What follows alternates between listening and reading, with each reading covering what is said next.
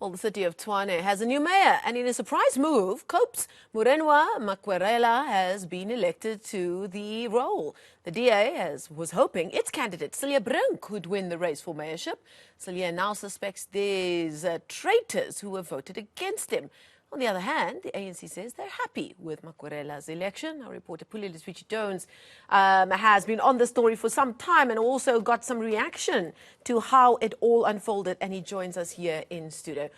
Pule, we've been tracking the story for quite some time. I mean, over the weekend, I interviewed Mr. Makwarela at length about the ongoing developments inside that council, because at the time, he was speaker, and he was being accused by the multi-party coalition that his party was supposed to be a part of, and he was being accused of dragging his heels, of playing the political game and not allowing this election to take place.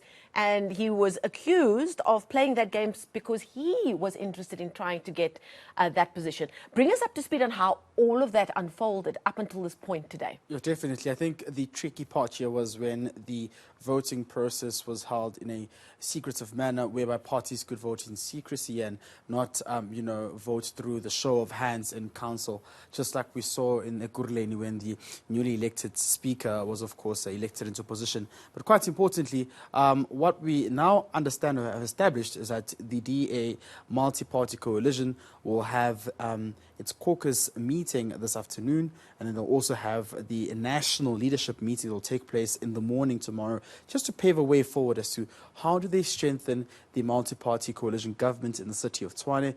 They still believe they got the numbers, and they still believe that if you were to vote in a very more transparent manner, they would have emerged victorious yesterday. Hence the statements by Celia Brink to say that he believes there are those who betrayed him from the multi-party coalition. But of course, for them, it's no secret that they say the newly elected mayor and former speaker, Dr. Murunwa Makwarela, was not seeing eye to eye with them. We also understand now that there was a bit of tension between COPE and some of the parties within the multi-party coalition. However, the coalition front in Tshwane says they will be instituting an investigation now, trying to establish who were some of the councillors who would have went against them. But also, this comes on the back of us knowing that there was a disciplinary process currently taking place against about 5 councillors from Action SA. So many suspect that could have also been some of them who voted against the multi-party coalition. But let's take a listen to what Celia Brink had to say. It's not quite clear when exactly that meeting will take place. One possibility is Friday, but that's not been communicated yet. The plan is firstly to reaffirm that the coalition stands. This coalition is not destroyed by what happened last night. It's obviously a setback, it's a disappointment, but we will regroup. We will remove the folks that voted against the mandate from the party and the voters, and we will come back and challenge the puppet ANC EFF mayor, remove him, and re-establish our majority and govern according to the mandate that we've been given. Pule, let's talk for a second about those numbers, because you and I both know, because you've been covering a lot of these coalition municipalities and their councils, it's as a result of the numbers that things get done, or in a matter of speaking, does not get done, which is the case here.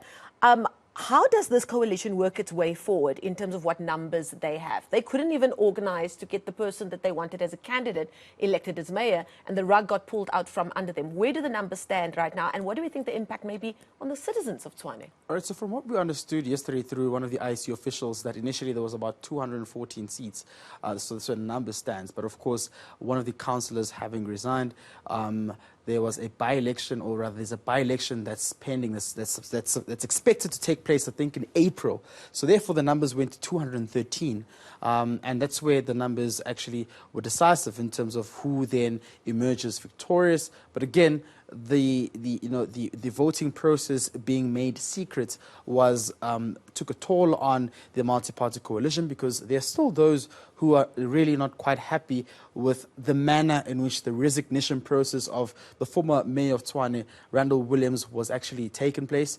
There is still those in Action SA who are not quite happy that they're going through this disciplinary process. So that all comes to a ball of tension within the multi-party coalition, and therefore that's why we are being told from those in the ANC and the EFF that their councillors who actually defied the policies and of course decisions that were taken by the multi-party coalition, and therefore voting with the EFF and ANC, who put forward Dr. Murunwa Makwarela as their preferred mayoral candidate from Cope. But now we understand that things could take a twist. On Friday, there could be a special council sitting that convenes, and that's where the speaker will be elected. If this is a transparent voting process, that's when you may be seeing the number and the power of the multi-party coalition in Tshwane, because they still have more numbers than the opposition. This is like the Game of Thrones, Yeah, isn't it? Because, I mean, when I spoke to then Speaker, now Mayor Murunwa Makwarela, he said he wasn't sure if his party was still part of the coalition because they just released a statement that afternoon that had removed Cope's logo from the statement because they were having a go at him. There's nothing that seems to bind these coalitions once they are constituted, and therefore it doesn't seem they get anything done until the next power game takes place and then invariably unravels. Yeah, it's all about power struggle as well, and power sharing at the end of the day that has to take place in this multi-party coalition front as well. But then you have the opposition parties such as the ANC and the EFF, who also want to demonstrate their kind of strength and power when it comes to the municipal council work as well. And therefore, the minute they speak to these other minority parties, such as COPE, such as Al Jama'ah in Johannesburg, it's enticing. And therefore, they get lured in very easily, and they are promised these positions, and that's where the talks begin. But it'll be interesting, really, to see how Friday unfolds if this multi-party coalition in Tshwane is still intact, because Action SA believes that they're still strong in Tshwane, the DA still believes they're strong in Tshwane, Freedom from Plus believes they're strong in Tshwane, the Good Party is still supporting the DA-led multi-party coalition in Tshwane for now, if anything doesn't change. So it'll be interesting to see how it unfolds. But if it's a secret voting process again, that's where the games will continue. Well, I'm so thankful we have you to help us make sense of it all as we continue, because I'm pretty sure it's not the last development we've seen. Reporter Pule Letshwiti-Jones on top of things, as always, bringing us the latest reaction to the surprise election of Cope's Murunwa Makwarela as the mayor of the city of Tshwane.